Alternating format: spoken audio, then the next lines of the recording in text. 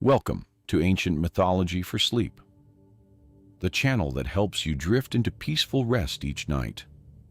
Tonight's story, What It Was Like to Tend Demeter's Sacred Fields Through the Seasons for Sleep. Narrated by Shelby. Close your eyes, breathe slowly, and let the ancient world carry you. The first light arrives not all at once, but in layers. You are already awake, have been for some time, standing barefoot in the cool darkness of the stone sanctuary. Your eyes adjust slowly to the graying sky beyond the open colonnade. The air carries that particular stillness of pre-dawn, when the world has not yet committed to being day. Above you, the painted ceiling of the temple, ochre and deep blue, begins to emerge from shadow, like a memory returning. Your name does not matter much in this place. What matters is that you are here, as you have been every morning for more seasons than you care to count, tending to the goddess who tends to all growing things. You are her keeper, her attendant, her instrument in the great turning of the year. The role was given to you by birth, by circumstance, by the will of the gods. It hardly matters which. You accepted it long ago, and the acceptance has become your skin. The sanctuary smells of stone and earth and old oil. There is a sweetness too, from the honey cakes left as offerings by pilgrims yesterday, now slightly stale, waiting to be cleared away. And underneath everything, the smell of the fields themselves, carried on the night wind, turned soil. Growing things, the green scent of chlorophyll and moisture. It is a smell you have learned to read like language. This morning it tells you that rain fell in the fields last night. Not heavy, but enough. You move through the semi-darkness with the certainty of absolute routine. Your feet know the path. The cool stone floor beneath them is worn smooth in places, a topography created by years of your own walking, by the walking of those who came before you, by the walking of supplicants and pilgrims who came to kneel before Demeter's statue. You do not kneel anymore. You have moved beyond the need for such gestures. Your entire body is a genuflection. And as you listen, let the cool stone and the quiet darkness hold you, just as they hold this keeper of the goddess. Steady and still, the statue stands in the deepest chamber of the sanctuary, where the light is slowest to penetrate. You approach it without hurrying. There is no urgency in the pre-dawn world. The goddess is patient. She is the keeper of seeds. After all, she knows about waiting, about the long, dark germination before anything breaks through the soil. As the light grows, her face emerges. Stone, but somehow not. The sculptor carved her with such care that even in this dim morning light, her expression contains something that makes the breath catch. Not stern, though she can be stern. Not sorrowful, though she has known the deepest sorrow, the loss of her daughter Persephone to the darkness below, a loss she carries eternally in the turning of seasons. Her expression is something else entirely, patient, vast, the patience of the earth itself, the patience of growth measured in invisible increments. You bow your head, not in supplication, but in greeting, a moment of stillness. Then you turn to your work. The ritual is simple and ancient. You pour water from the stone urn into the shallow vessel at the goddess's feet. The water comes from the sacred spring, collected before dawn, as you always collect it. The bucket dipped into the cool darkness and brought up dripping. The water is cold in your hands, That coldness moves up through your fingers and into your palms, like pressing them gently against the smooth face of a river stone at first light. This freshness, this coldness, it is like touching something essential, like touching the morning itself. You wipe your hands on the linen cloth you keep folded in the alcove, and you begin the work of clearing the temple. The honey cakes go into a basket. You sweep the fallen petals from the wreaths that pilgrims left yesterday. They had been fashioned from grain stalks and poppies, colors now beginning to fade. The petals scatter under your careful broom, and you gather them to return them to the fields, to the soil. Nothing is wasted in the service of Demeter. The light grows steadily now. The sky beyond the colonnade shifts from gray to blue, a blue so pale it is almost white. The first bird calls somewhere distant, not here in the sanctuary, but from the olive grove that surrounds the temple. The sound carries the weight of beginning. You feel yourself becoming heavier as the dawn settles around you, as certain and as gentle as it has settled over these fields for thousands of years before this morning. You emerge from the inner chamber into the outer courtyard, and the full expanse of the morning opens before you. The courtyard is rectangular, surrounded by columns on all sides, and it opens on its southern boundary to the fields themselves. This is by design. The sanctuary is not separate from the work of the earth, but continuous with it. You can stand where you stand now and see across terraced rows toward the distant line of hills, and understand that the temple and the fields are one thing, all of it held in Demeter's care. The fields stretch before you in the gentle light, and they are transforming. 3 days ago, they were bare, the winter barley only just beginning to push through. Now, in the warming days of spring, you can see the faint green cast across the earth, as if the goddess had scattered her blessing across the soil in your sleep. Each day brings new growth. Each day makes the change more visible. There are others moving in the courtyard now. The first of them is Callista, who tends the herb gardens that border the north side of the sanctuary. She is older than you by at least a decade. Her face weathered the color of old leather. Her hands stained permanently with the juice of various plants. She nods to you without speaking. Neither of you speak much in the early morning. Words belong to the full day. In this time between darkness and true light, there is an understanding that some communication requires no sound. Callista carries a large earthen pot that steams faintly. She sets it near the stone bench where pilgrims sometimes sit, and you understand without being told that it contains the morning meal. The smell of it reaches you soon enough. Barley porridge, thin and warm, with herbs you cannot quite identify stirred through it. Perhaps sage, perhaps something from the sacred gardens. The steam rises into the cool air and dissipates. You move to the bench and settle yourself. Your knees protest slightly. They always do in the morning now.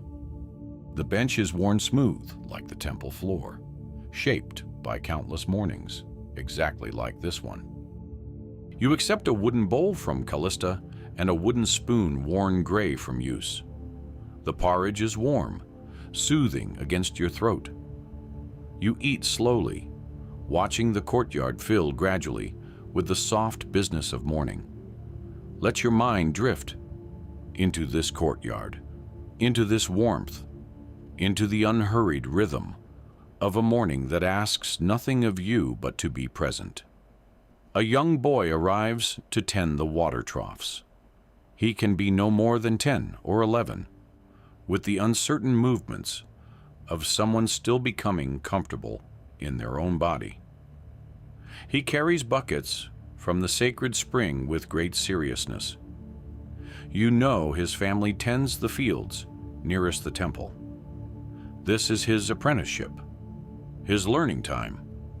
He will inherit responsibility for maintaining the springs, for ensuring the goddess's water is always fresh and present.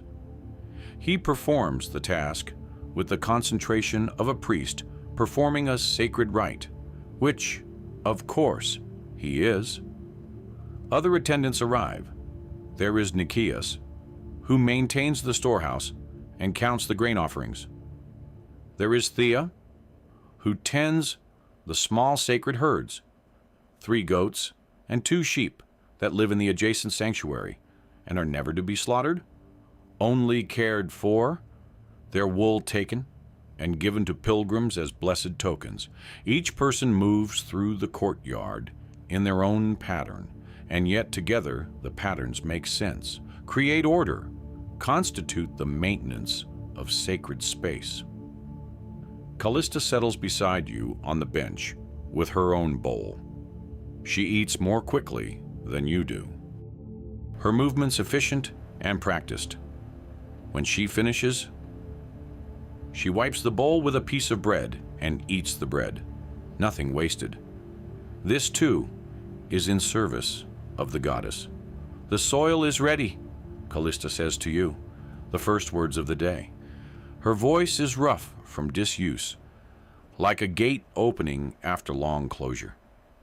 You understand what she means.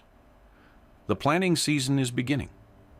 The winter barley is established enough that the new crops can be introduced. The summer wheat, the pulse crops, the sacred grains that are distributed to pilgrims and kept for the winter stores. The fields are ready. The earth has warmed enough. The rains have come. We will begin preparing the southern terrace, you say. And it is not truly a question. It is the next thing, as inevitable as the sun continuing its rise. Callista nods. She sets down her empty bowl and rises, and you rise with her, your joints cracking slightly. The morning is becoming full now. The light is golden rather than gray. The warmth is beginning. The day is opening its eyes. The warmth surrounds you, this particular warmth of a spring morning in a sacred place. The kind of warmth that moves into the shoulders first, and then spreads slowly downward through the chest and into the hands. As you walk toward the fields, you feel the transformation in yourself that happens every morning at this moment. The slowness of pre-dawn begins to shift into rhythm. Your attention focuses. Your purpose crystallizes. You are no longer simply a person who exists in this place. You become an instrument of Demeter's will, a vessel through which her blessing flows into the earth. The path from the sanctuary to the fields is worn smooth as the temple floor. But here, the surface is not stone. It is earth, packed hard by countless footsteps over countless seasons. Your bare feet know it perfectly. The earth is cool still in the shadowed places under the olive trees. But as you emerge into full sun, it begins to warm. That warmth rises up through the soles of your feet in the way that only sun-held earth can, a deep and mineral heat, as though the ground itself is breathing slowly, offering what it has stored from the days before. By midday, it will be hot enough to burn if you were not accustomed to it. Other workers are already in the southern terrace when you arrive. There are perhaps 20 of them, some you know by name. Others are seasonal workers who arrive in spring and depart in autumn, following the pattern of growth and harvest. They are turning the soil in the prepared beds, using bronze-edged tools that catch the light, implements that belong half to the temple and half to the families who work here. The work moves in a pattern. Turn the soil, break it, distribute the compost that has been aging through the winter, turn again, level with wooden rakes. You move through the field as the morning deepens, watching the work, making small adjustments, ensuring that the sacred standards are maintained. This terrace is especially important. It is the field most directly visible from the temple. Pilgrims who come to Demeter see this field first, and in it they read the health of the goddess's blessing. It must be perfect. The sun climbs higher. The day truly opens now. The workers remove their outer garments and tie them around their waists. The smell of sweat joins the smell of turned earth. The rhythm of the work becomes hypnotic. Dig, turn, level, move forward, repeat. It is not harsh labor, not unkind, but it is steady. This is what tending means. This is what service looks like. There is nothing to do now but rest and let the steady rhythm of this ancient labor carry you further into stillness. You pause at mid-morning and drink from a water jug that one of the younger workers brings. The water's no longer very cold, warmed by the sun, but it is still refreshing. You pour some over your forearms and wrists, watching it run dark against your skin, carrying away the dust. The other workers do the same. There is a moment of rest, brief and necessary, before the work resumes. The morning progresses toward noon. The light becomes more direct, more intense. The shadows shrink beneath everything. The heat rises in waves from the earth itself. You can feel it climbing up through your feet, through your legs, spreading across your skin. That heat is not sharp or demanding. It is broad and enveloping. The way a warm stone wall holds the afternoon sun long after the sun itself has moved on, radiating steadily, surrounding everything within its reach. It is not uncomfortable, you are accustomed to it, but it is present. It is real. It is the force of the sun that brings growth, and you understand yourself to be bathed in it, transformed by it, part of it. As the sun approaches its highest point, you notice something that makes you pause. In the corner of the southern terrace, where the land begins to slope downward before rising again toward the distant hills, a section of the prepared soil has shifted. This is not dramatic. It would be invisible to someone not trained to see it, but it is present. The careful level that you and the workers established 3 days ago now has a subtle depression, a place where water would gather. This could be nothing. Winter rains sometimes create such depressions, but it could also indicate that the earth beneath is unstable, that there is a hollow or a weakness. You walk to this place and kneel. Around you, the work continues. The workers do not stop or change their rhythm because you have stopped.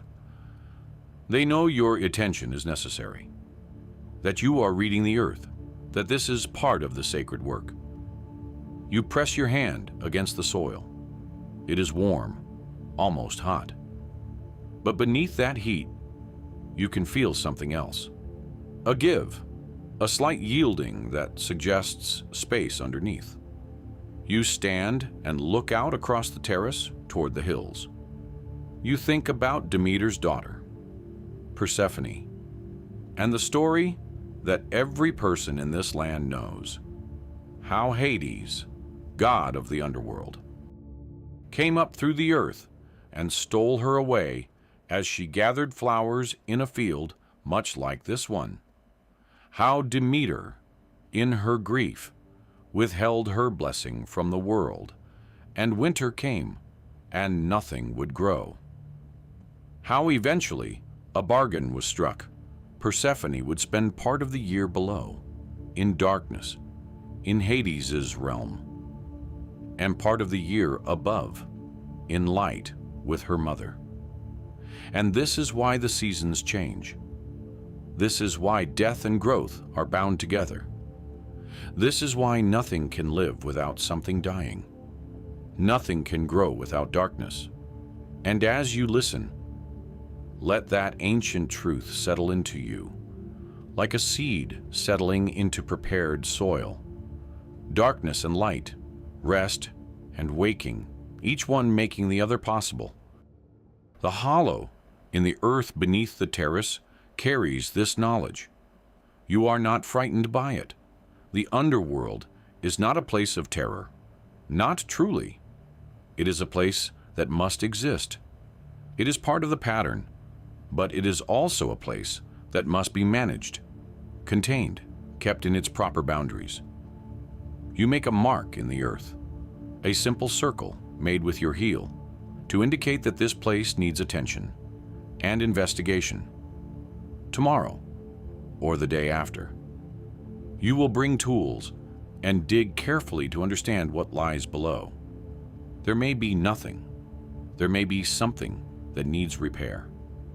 There may be a message in it that you will understand only when you see what the earth reveals. The sun is now directly overhead. The light has become almost white, so bright that your eyes water slightly as you look toward the horizon. The heat is palpable, a presence, a weight.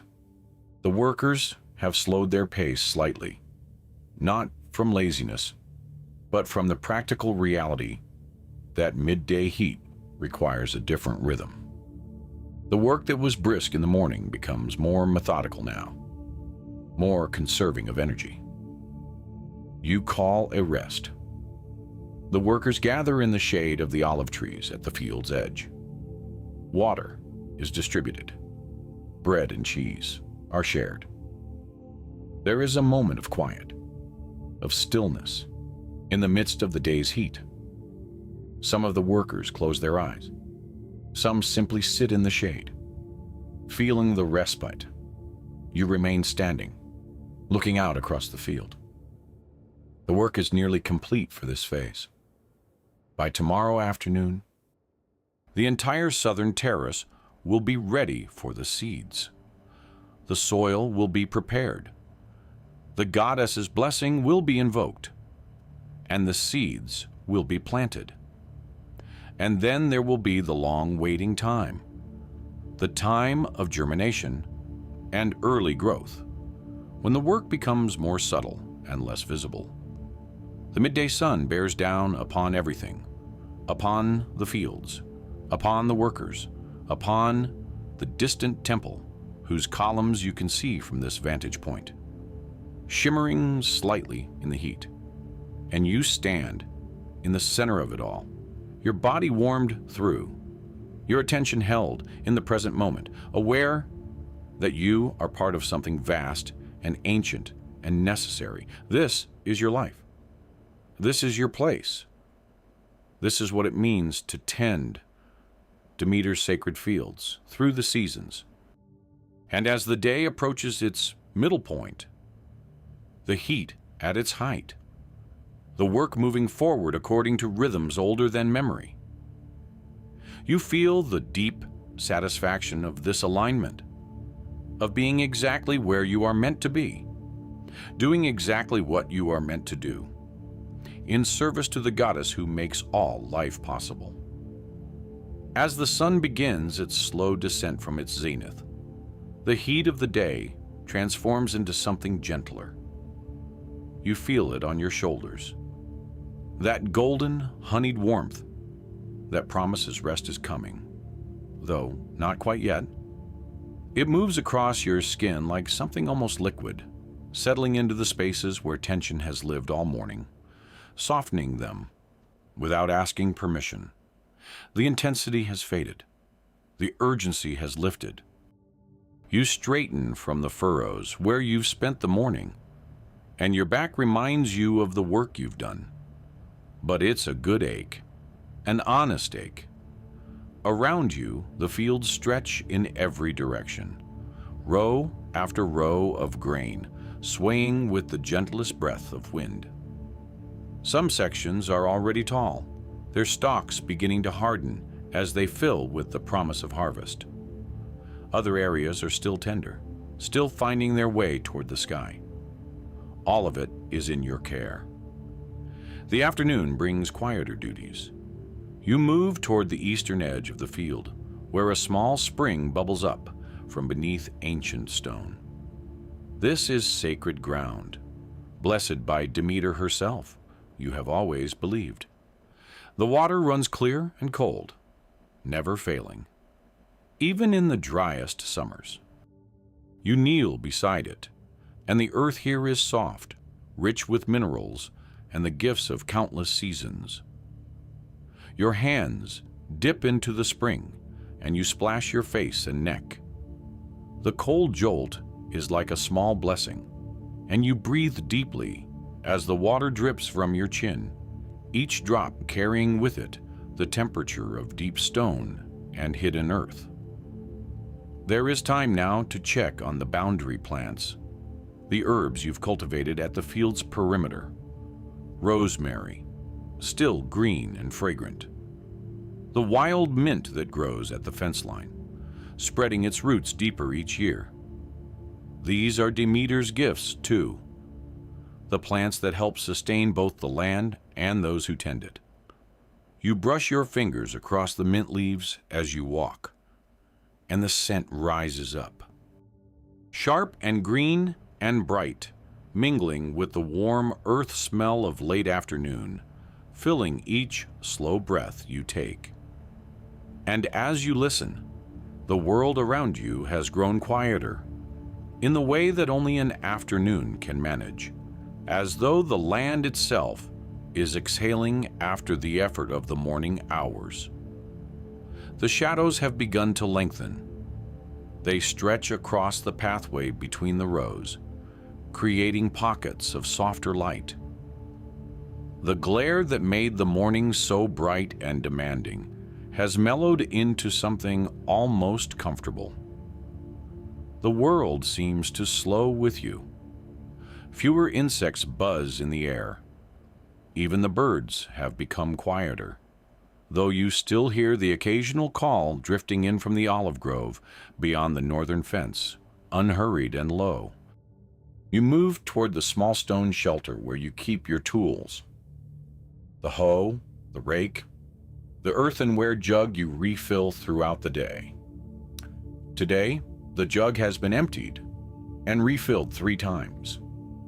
Your body carried the water, and your body is grateful now for the stillness. You sit on the threshold of the shelter, one leg stretched out before you, and let yourself simply be present with the day's work completed. The golden hour is arriving. This is the time when the light transforms everything it touches. The grain becomes amber and rose. The dust that hangs in the air catches the sun and glows like something sacred. You watch as the shadows of the stalks fall in perfect lines across the earth. Dark and sharp and beautiful. There is a peace that settles into you at this time of day. A recognition that you have done what needed to be done, and that the earth itself has collaborated with you. As the afternoon deepens toward evening, you begin the closing rituals. You feel yourself becoming heavier, your limbs settling into each movement with a slowness that feels entirely right, entirely earned. You gather the tools and return them to their places, cleaning the dirt from the hose blade with care. These tools are extensions of your hands, and they deserve respect. You dry them on the cloth you keep for this purpose, and the familiar motions are deeply soothing. There is a rhythm to it, a meditation that asks nothing of your mind except presence. The light is turning amber now, and the quality of the air has shifted. There is coolness in it, a hint of moisture rising from the earth as the day's heat begins to release. That coolness touches your forearms first, then moves along the back of your neck, a slow and patient arrival that makes your skin feel clean and new. You can smell the change, that particular fragrance of evening approaching, green and deep, and touched with the faintest salt sweetness from somewhere far away. The birds are singing their evening songs. It is a different music than their morning songs, slower, more contemplative. The sparrows and thrushes seem to be acknowledging the day's work, settling into their own preparations for rest. You pause and simply listen for a moment, letting their songs move through you without holding any of them. There is no hurry. There is. The world has already begun to slow, and you move with it. As you walk back toward the cottage that sits at the field's edge, you notice the first stars beginning to appear in the sky. Not the bright ones yet. Those will come later, when darkness is complete. These are the subtle ones, the patient ones that have been there all along, waiting for the sun to dim enough for them to show themselves. You glance up and acknowledge them. Like old friends glimpsed across a crowded place, steady and familiar and glad. The warmth surrounds you, rising still from the earth beneath your feet. The soil releasing back into the evening air everything the sun poured into it through the long day, and you walk within that warmth as though carried. The cottage is small, built of stone that has been weathered by countless seasons. Smoke already rises from the chimney. You'd set the fire that morning before heading to the fields. The smell of it reaches you now, mixing with the evening air. It smells like home, like rest. As you draw closer, the last of the day's light catches the window, and it glows, like something alive, like an eye half closed in contentment. You push open the wooden door, and warmth embraces you immediately. The fire has been steady and good, and the room holds the heat like a gift, wrapping itself around your shoulders the moment you step across the threshold, pressing gently against your face and hands, welcoming you back as only a well-tended fire can. You move slowly through the small space. There is no hurry now. The fields will wait. The grain will rest as you rest. This is the rhythm that Demeter herself understands, the ancient dance between work and restoration. You light the oil lamps carefully, and their small flames add their own warmth to the fire's glow. The light is now entirely gentle, entirely from your own making. No longer are you dependent on the sun. The darkness outside is near, but you are safe in this light, warm and ready. You prepare a simple meal. Bread from yesterday's baking, cheese that has been aging in the cool cellar beneath the house, water fresh from the spring. The bread is soft in your hands, and you tear pieces from it, tasting the faint sweetness that speaks of grain and time and care. The cheese is sharp and good. Your body receives this nourishment with quiet gratitude. Let your mind drift. The way the sky beyond your window is drifting now, moving through its slow colors, releasing the blue, accepting the purple, becoming something deeper still with each passing breath. As you eat, you watch the window. The sky is darkening degree by degree. Stars are emerging more clearly now, dotting the darkness like points of light from some distant world, each one arriving softly, without announcement. The evening wind is rising. You can hear it moving through the grain beyond the cottage, and the sound is like a vast, gentle breathing, slow and even and entirely unhurried. It carries with it the scent of the fields, of growing things, of the earth itself. You rise and move toward the window, leaning slightly to look out at the fields you've tended all day. Even in the growing darkness, you can make out their shapes, the gentle undulation of the grain catching the last vestiges of light, rising and falling, rising and falling. This is what Demeter guards, you think.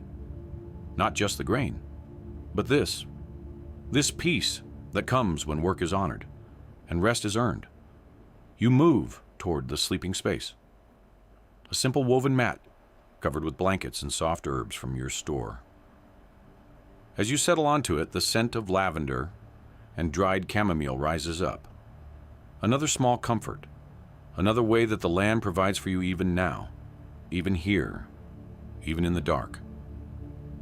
There is nothing to do now but rest. The darkness outside is now complete. The stars are brilliant, countless and steady and eternal. Their light has traveled impossible distances to reach you here, in this small cottage at the edge of the field. From where you lie, you can see several of them through the window, and their constancy is deeply soothing. They were here before you came to tend these fields. They will be here long after you are gone. There is something quietly enormous in that knowledge, and somehow it makes you feel not small, but held. The wind continues its gentle song through the grain. It is a sound you have heard every night you've lived here, and it has become the heartbeat of this place. The stalks bend and sway, and the wind moves through them, and the world breathes, in and out, rest and growth, sleep and waking. The sound of water reaches you, the small stream that runs beyond the cottage, flowing quietly through the darkness toward something larger. You have never seen where it goes. You only know that it comes from somewhere high and far, that it passes through your land, and that it continues on. It is a reminder that you are part of something vast, something that has been flowing since before time itself began. And as you listen to the water and the wind and the silence between them, your breath finds its own rhythm. Slower now, deeper now, matching itself to the breathing of the world outside. Your breathing has become deeper now. It matches the rhythm of the wind. Your eyelids feel heavy, not with exhaustion, but with the gentle weight of a day completed. Every muscle in your body feels the rightness of earned rest. The work you have done is stored in your bones, in your muscles, in the very blood that moves slowly and warmly through your veins. The darkness of the room is complete, but it is not frightening. It is dark in the way that night is meant to be dark, soft and embracing and full of rest. The stars continue their eternal vigil beyond the window. They are so far away that their light takes years to reach you. And yet here they are, present with you in this moment. Some of them may no longer exist in their current form. Their light is ancient, traveling from ages past. And yet you see them now, perfectly placed in the darkness, as if specifically arranged for your comfort. You feel yourself becoming heavier. The blanket pressing you gently from above, the mat holding you gently from below, the darkness pressing close from every side like something kind. The wind in the grain moves from gust to whisper to breath. Sometimes you can hear it clearly. Sometimes you must listen carefully. And sometimes it fades into silence, which is its own kind of sound. The silence of the earth, listening to the night. Your fingers are relaxing against the soft blanket. Your legs are heavy, weighted with the good tiredness of work. Your shoulders are sinking deeper into the pillow, releasing the last of the day's tension, without any effort at all, simply letting it go the way the earth lets go of the sun's warmth each evening. You are held in this moment, suspended between the day that was and the sleep that comes. The cottage around you is dark and safe. The fields beyond rest in their stillness. The grain waits for tomorrow's sun, for tomorrow's work, for the continuation of the cycle that Demeter set in motion so long ago. And you, tender of the sacred fields, rest in the knowledge that you have done your part. You have honored the earth. You have honored Demeter's gift. And tomorrow, you will do it all again. But that is for tomorrow. Tonight, there is only this: the darkness, the stars, the wind in the grain, the gentle breathing of the world as it settles into sleep. The warmth surrounds you, entirely now from the blanket and the cooling fire, and the air itself, which has found its perfect temperature and stopped changing, simply holding you within it. Your eyelids are so heavy now. The boundary between waking and sleeping is becoming less clear. Your thoughts are drifting like clouds losing their shape, becoming something softer and more diffuse, belonging to no one. The sound of the stream continues, patient and constant. It asks nothing of you. It simply flows. The wind continues to move through the grain. It asks nothing of you. It simply breathes. The stars continue to shine in the darkness. They ask nothing of you. They simply are. And you continue to rest, sinking deeper into the softness of your bed, deeper into the peace of this place, deeper into the ancient rhythm that Demeter set in motion when she taught humanity to tend the earth and then to rest from that tending. Your breathing slows, your heart slows, everything slows. The darkness gathers around you like a blanket, like the earth gathering warmth before dawn, like grain gathering itself before the harvest, like all things that know, in their deep and wordless way, that rest is not an ending but a return. It is safe here. It is warm here. It is the place where you belong. Sleep comes gently, like water, like wind, like the natural turning of the world toward night and peace and rest. And you surrender to it completely, knowing that when you wake, the fields will still be there. Demeter's gift will still be there. The work will still be there. But that is tomorrow. Tonight, there is only stillness, only silence, only the ancient darkness that has cradled humanity since the beginning of time, only the peace that comes when a day's work is done, and the earth breathes you slowly and completely into sleep.